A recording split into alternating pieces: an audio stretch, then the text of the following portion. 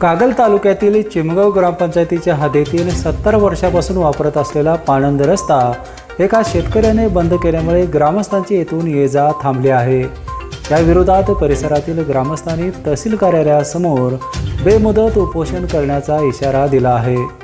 भारमलनगर येथील गट नंबर 341 मधील पाणंद रस्त्यावरून गेल्या अनेक वर्षांपासून वाहतूक सुरू होती, मात्र एका शेतकऱ्याने 8 दिवसांपूर्वी दगडमाती टाकून हा रस्ता बंद केला आहे। त्यामुळे शेतकरी आणि विद्यार्थ्यांची गैरसोय झाली आहे। हा रस्ता तातडीने सुरू करावा, अन्यथा तहसील कार्यालयासमोर आंदोलन करण्याचा इशारा ग्रामस्थांनी दिला आहे। रस्ता इथं आत्ताच रस्ता बंद केलाय म्हणायचा। आमची पोरं शाळेत कुठं जायचं सांगा, रस्त्यात कसं जायचं सांगा।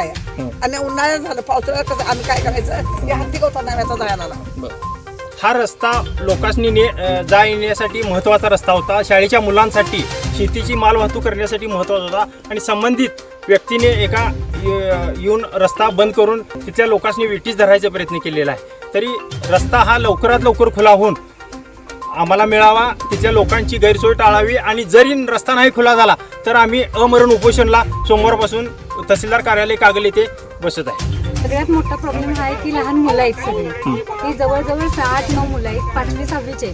सगळ्यात मोठा प्रॉब्लेम मुलांचा वाटतो हे। आणि ही शेतकरी कुटुंब आहे, काय हायफाय लेवलची कोण नाही आहे। सगळ्यांचं गोट तिकडे शेतात आहे।